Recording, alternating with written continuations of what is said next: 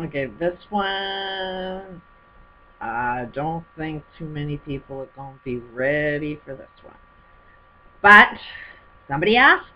If you're asking, I'm definitely going to talk about it because that's the only way we're going to find out information and question it and see if it makes any sense.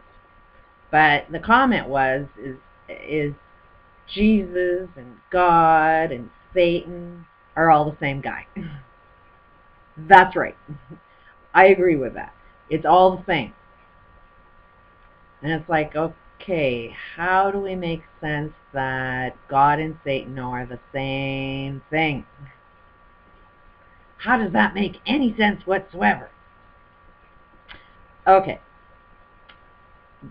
People that believe in God believe that you can talk to God. Ask God and he'll give you some answers. Get a connection with God. So if that's true, if I've even found out the science that yes, God exists, and science is proving it now, where religion has been against science because up until now science has sort of been disproving that God exists. But that's what the motivation behind science was, is to prove that there is a God, because we want to know for sure, because where the hell is he? So science now has proven there is a God, although a lot of people don't want to read and educate themselves on the sciences that prove that, but read everything on holodynamics. That will be a start to understanding science that does prove God exists. So, mind you, there's a lot more information than just those books. It is a combination of a hell of a lot of study. But that is one of your complete guides that will open up your perception to try and understand, how do you talk to God? How do you talk within that information field? So, if you can talk to God, you can talk to Satan. You can talk to evil, just as good as you can talk to God, if you know how the tools to communicate with these entities. So, if I make a suggestion of, okay, well, talk to Satan, find out the hell what he wants, that would be the biggest, baddest thing that we could ever possibly do. We don't want to talk to Satan. Satan's the guy that you're supposed to stay far, far away from. It's like, okay, so our fears would prevent you from actually communicating with Satan to find out, okay, big bad dude, what the hell do you want? Try and communicate with something that's evil. I mean, it's like communicating with your enemy. It's sitting down to the peace table and saying, okay, can we come up with a deal? Like, why would you want to communicate with God? To find some answers. So if you went to Satan, wouldn't he give you a few answers as well as to what his motivation is, why he exists, what is the purpose of everything that he's doing? I mean, you can still ask good questions and get some good answers. So, I've had that conversation with both Satan and God, and I've seen both sides of the story. It's like talking to both sides of war and finding out what the hell's going on between the both of you. Really wild picture. Picture that you may not quite understand. But the best way to try and understand it is metaphorically speaking and using your own life experiences and how you perceive your world. Let's just say everything about God is love and happiness and joy. That, everything that's good would be God-made, God-based. Everything that's anger, evil, destructive would be evil. So if you have a problem that's really causing you stress in your life or anything negative in your life, that problem that you're experiencing can be perceived as, oh, there's evil in my life. So all of us have goodness in our life, and all of us have an evilness in our life. When life goes good, you have the goodness of life in your life. When things go bad, you have the evilness in your life. So if you look at a problem is evil, And that's how we perceive all evil is that it will tempt you, it will deceive you, and that's what problems are.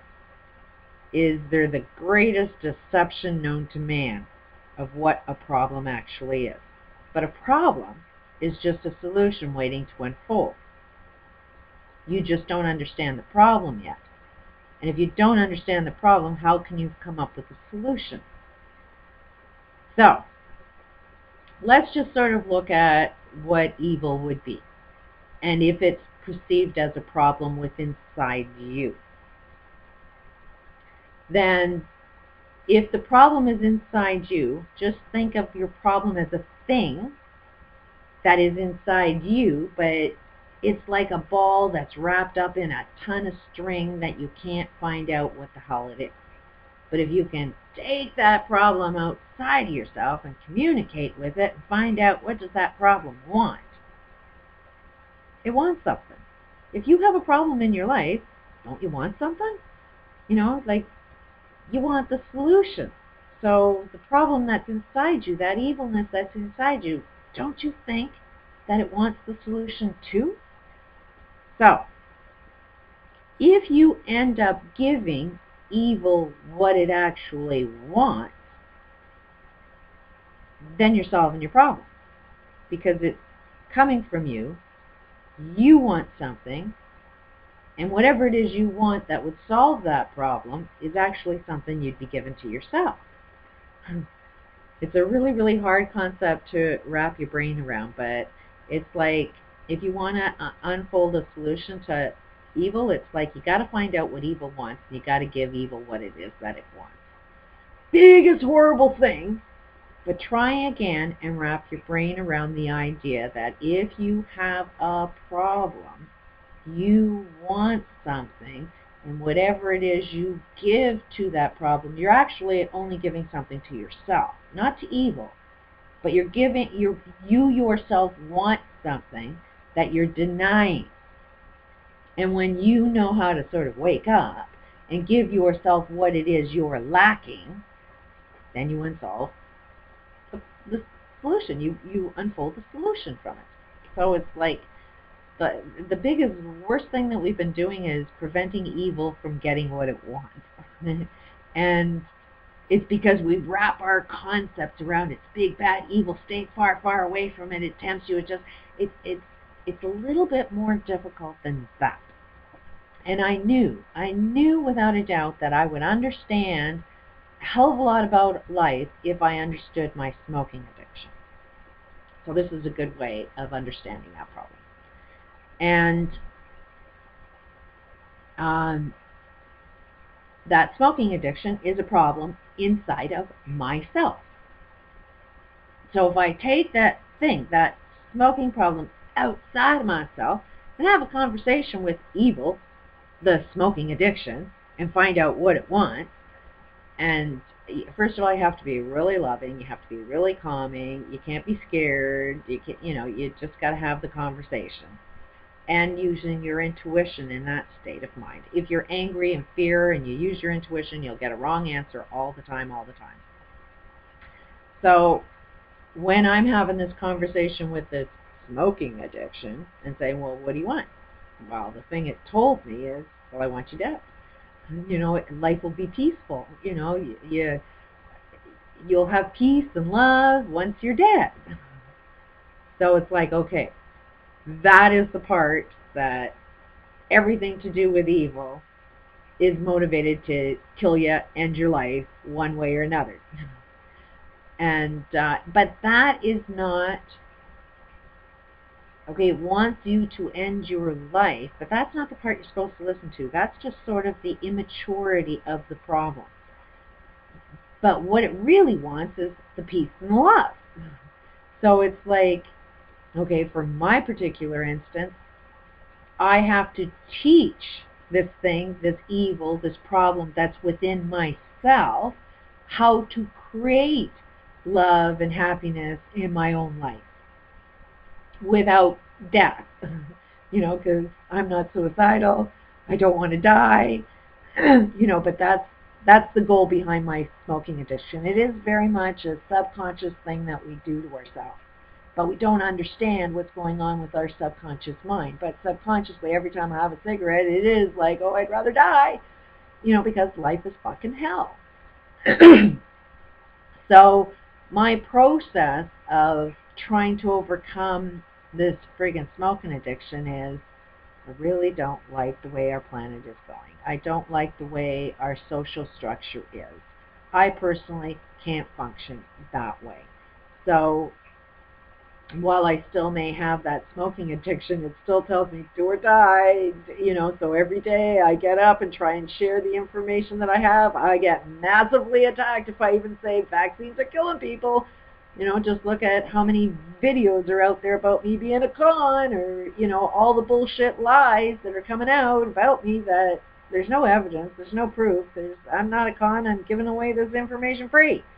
Do I like how I get my income on a disability? No, I'd rather earn a living. I'd rather share the information I have and kind of see that, hey, I've done a lot of work. If we all want to live in a structure where it says I should get paid, I'd rather get paid that way other than being on a disability. But asking for donations is a big, bad, evil thing. So it's like, okay, which way do you want me to earn my living from?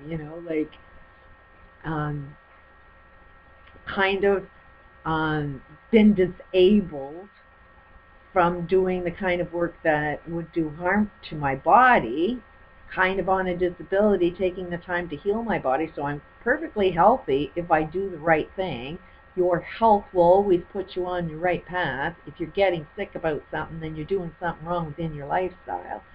So it's like I've done all of that healing for myself, but I'm still dealing with this smoking addiction. Because the planet's still fucked up. It's like it doesn't really matter whether I smoke. If I can't change our society, you're going to kill me with the pollution in the air. You're going to kill me with the amount of hate you throw at me. You kind of make me not want to live if we're not living in a peaceful world. If we live in a world where there's nothing but war, I don't want to live. So that's what my smoking addiction tells me is, you know what, okay, just try and do what you can to change your freaking world. Make your world livable so you want to live. So there's the smoking addiction that I've got. And I know that when I start getting more on track, then the smoking addiction will go away because it now wants to live in that type of world. Otherwise, it's like evil will win. If I sit and do nothing or I block and not answer what I know my addiction wants, what this evil wants, which is to have a better world so that I do want to live in it. And the evil forces that you see, like in these elites, what is it that they want? And it's almost like they're driving humanity to see that, do you want to be controlled or do you want to have self-control? Because they got no power over you. The only power they got is the power you give them away by you want somebody to guide you down the right path. So it's like, if it ain't these leaders, it's what other leader do you want? At the end of the day, that's the whole goal is you've got to lead yourself. You've got to listen to your intuition. You've got to learn how to use your intuition. You've got to learn the difference between good and evil. And you got to choose good. Good for you, good for your planet, good for your community, good for everybody. You got to learn what goodness is and be that goodness and be your own leader and not wait for somebody else to be your leader, because as soon as you're a leader in something, you'll be controlled. And so that's what, these elites and everybody are driving you to, is like, okay, we'll drive you right to the path of death unless you decide to stop us. The only way you stop them is by don't comply. Don't be, forced into somebody else guiding you. Guide yourself, but learn how to guide yourself. And then you beat evil, because that's what evil wants. These are people, the elites, have no control over their lives. That's why they feel the need to control everybody else's lives. So they have no self-control. But then, those that are the victims of can't control their lives either, which is why they need somebody to control their lives. So it's kind of a messed up game, but there's the short of it. I don't know if that's going to be offensive to a lot of people, but see if that makes any sense to you. Peace out.